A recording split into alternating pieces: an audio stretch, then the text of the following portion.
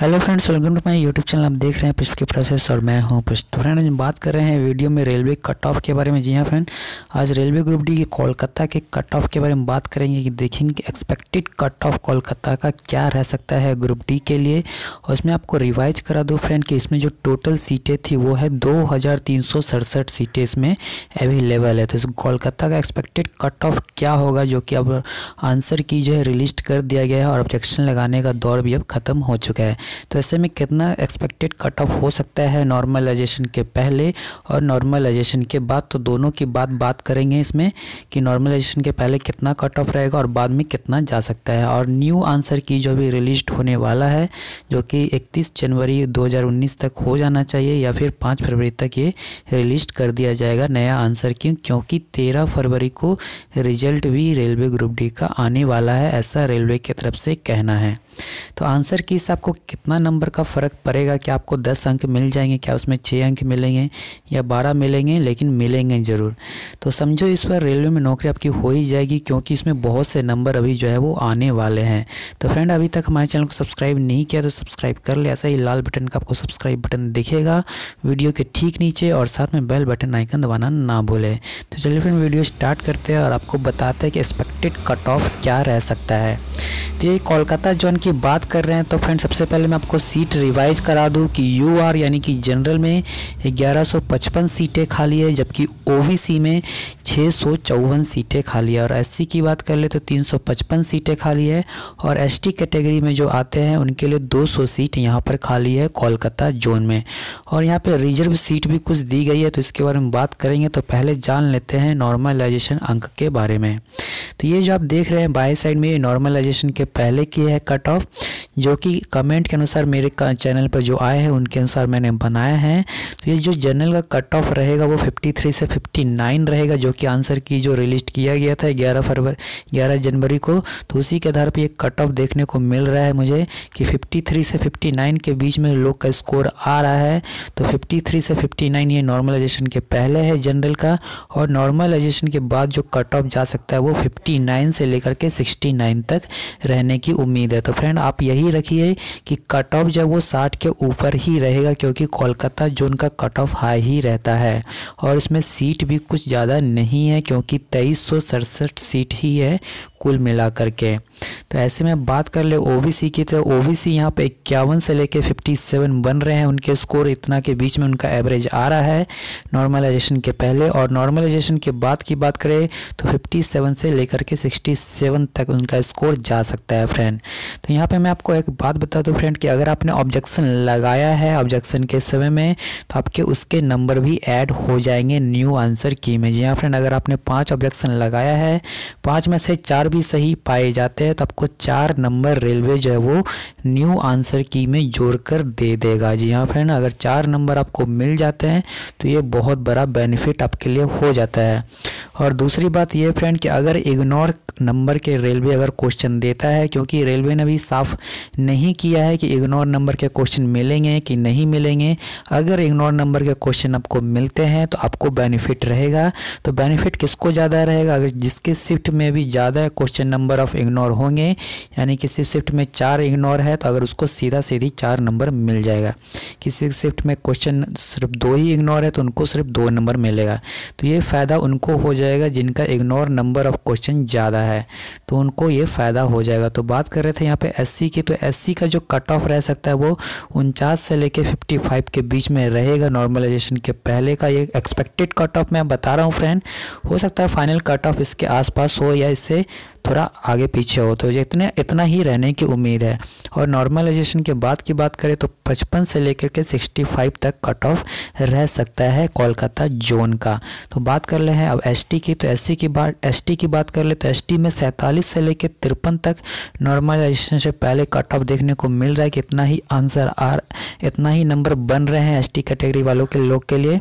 और यहाँ पे एसटी का जो नंबर आएगा वो नॉर्मलाइजेशन के बाद हो जाने के बाद वो 53 से 63 के बीच में रह सकता है, या इससे ज़्यादा भी रह सकता है, कम नहीं रहेगा, क्योंकि फाइनल कट ऑफ आएगा तो आप देख लेना फ्रेंड। और ये नॉर्मलाइजेशन के बाद का कट ऑफ है, डेट मीन्स कि ये फाइनल कट ऑफ है। इसके बाद आप कुछ नहीं कर सकते, ना आप ऑब्जेक्शन लगा सकते हैं, ना आपको कोई एक्स्ट्रा नंबर दिया जाएगा। तो ये फाइनल हो गया, एक तरह से ये फाइनल रिजल्ट हो जाता है कि नॉर्मलाइजेशन के बाद यानी फाइनल चीज़, यानी कि फाइनल कट ऑफ ये है।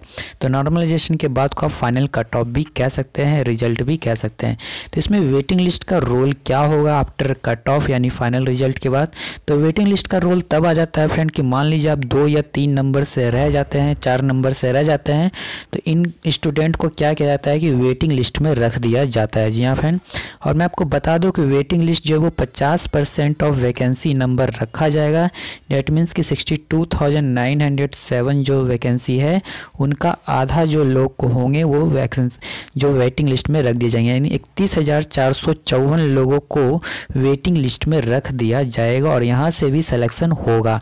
और इसलिए होगा, मैं 100% बोल रहा हूँ कि वेटिंग लिस्ट वालों में से भी सिलेक्शन होता है, सबका नहीं होगा, लेकिन जिसका भी नंबर वेटिंग लिस्ट में ऊपर होगा उसके चांसेस ज़्यादा रहेंगे सिलेक्शन होने के। क्योंकि अगर मार्च अप्रैल में जो इनकी ज्वाइनिंग है अगर वो नहीं होती है, कोई किसी कारणवश ज्वाइनिंग नहीं करते हैं या किन्हीं की जॉब अगर दूसरे में लग गई, यानी ALP का अगर उन्होंने एग्ज़ाम दिया है उसमें अगर वो पास हो जाते हैं तो वो ग्रुप डी का जॉब जो है वो छोड़ देते हैं, तो उनकी वैकेंसी क्या हो जाती है, वैकेंट हो जाती है, खाली हो जाती है। तो ऐसे में क्या होता है कि यहाँ वेटिंग लिस्ट से उठा करके ही वो रिक्तियाँ को जो है वो भरी जाती है।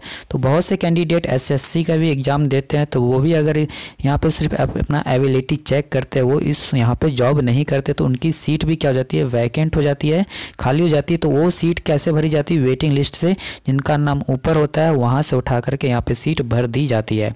और एक चीज़ मैं आपको बता दूं फ्रेंड, ये रिजर्व सीट की मैं बात कर रहा था, तो यहाँ पे रिजर्व सीट PH कैंडिडेट के अंदर यानी HH के लिए, तो HH का मतलब होता है हियरिंग हैंडीकैप, उनके लिए यहाँ पे एक सीट रिजर्व है जो कि इन्हीं में से भरी जाएगी। इनके लिए कोई अलग से सीट नहीं है, इन्हीं में से भरी जाएगी। और यहाँ पे जब आप देख रहे होंगे यहाँ पे एक्स्ट्रा सीट है 473 प्लस 473, जी हाँ फ्रेंड, करीब 950 सीट यहाँ पर है। तो ये जो 950 सीट है ये इन्हीं में से भरी जाएगी। अब आप सोचेंगे ये 950 सीट क्या है, तो मैं आपको बता दूं 473 सीट जो है वो एक्स सर्विसमैन के लिए यहाँ पर रिजर्व है। जी हाँ फ्रेंड, 473 सीट एक्स सर्विसमैन के लिए रिजर्व है, जो कि OBC ST SC सब में जुड़ा हुआ है, ये UR में भी। तो ये 473 सीट इन्हीं में से भरी जाएगी, UR OBC ST SC इन्हीं में से भरी जाएगी। और ये 473 सीट में अगर कोई कैंडिडेट नहीं आ पाता है या 473 कैंडिडेट नहीं पुर पाते हैं तो वो फिर जो सीट है वो नॉर्मल तरह से भरा जाएगा। और ये जो 473 सीट आप देख रहे हैं ये भी इन्हीं में से भरी जाएगी। और आप सोचेंगे अब ये दूसरा 473 कहाँ से आ गया, तो ये मैं आपको बता दूं ये CCA के लिए सीट रिजर्व है। CCA यानी कि अप्रेंटिस पदों के लिए यहाँ पे सीट जो है वो रिजर्व रखी गई है और इनके लिए कोई भी अलग से सीट नहीं है, इन्हीं में से भरी जाएगी। तो मैं आपको इसका पहले प्रूफ दिखा देता हूँ। तो यहाँ आप देख सकते होंगे फ्रेंड, ये जो सीट रिजर्व है यहाँ आप देख सकते होंगे कोलकाता जोन के लिए यहाँ पे 2367 सीट है और यहाँ पे 473 सीट जो है वो भूतपूर्व सैनिक यानी एक्स सर्विसमैन और CCA के लिए रिजर्व है। तो मैं आपको इसका नोटिफिकेशन भी दिखा देता हूँ कि इसी में से ये सीट भरी जाएगी। तो मैं आपको इसलिए बोलता हूँ नोटिफिकेशन चेक कर लिया करो। तो ये 9.2 में नोटिफिकेशन दिया हुआ है, तो आप भी चेक कर सकते हो। ये रहा 9.2, आप देख सकते हो। ये 9.2 में आपको पढ़कर बता देता हूँ। भूतपूर्व सैनिक रेलवे परिस्थानों में प्रशिक्षित course completed act apprentice CCA तथा दिव्यांग व्यक्तियों के संबंध में, आपको मैं अच्छे से पढ़ा देता हूँ। यहाँ पर दिव्यांग व्यक्तियों के संबंध में जहाँ कहीं भी रिक्तियाँ तालिका में रिक्तियों से संबंधित, आप देख सकते होंगे फ्रेंड, रिक्तियों से संबंधित सूचना दी गई है वह अलग नहीं है तथा रिक्तियों की कुल संख्या में शामिल की गई है। तो आप देख सकते होंगे साफ साफ लिखा गया है वो अलग नहीं है तथा रिक्तियों की कुल संख्या में शामिल की गई है। तो ये प्रूफ है, तो मैं इसलिए कहता हूँ नोटिफिकेशन पढ़ लिया करो। तो आपने प्रूफ देखा फ्रेंड कि इतना जो सीट है वो इन्हीं में से भरी जाएगी, अलग नहीं है। तो डैट मीन्स कि कट ऑफ जो है वो हाई ही रहने वाला है, कम नहीं रहेगा। तो वीडियो फ्रेंड अगर आपको पसंद आया तो वीडियो को लाइक कर देना और ज़्यादा से ज़्यादा इस वीडियो को शेयर कर देना, ताकि बहुत से लोग जो जानना चाहते थे कि कोलकाता का एक्सपेक्टेड कट ऑफ कितना रह सकता है, तो वो मैंने एक अंदाज़ा के तौर पर आपको बता दिया। तो इसी के आसपास रहेगा फ्रेंड। तो वीडियो के नीचे आपको लाल कलर का सब्सक्राइब बटन दिखेगा बिल्कुल इस तरह से। तो अगर हमारे चैनल पर न्यू है तो इसे दबा कर सब्सक्राइब कर ले और साथ में बेल आइकन दबाना ना भूले, क्योंकि मैं रेलवे की इसी तरह का अपडेट आपको देता रहता हूँ, हर न्यूज़ के बारे में रेलवे से जुड़ा हुआ। तो चलिए फिर मैं मिलता हूँ आपसे अगले वीडियो में। वीडियो देखने के लिए धन्यवाद।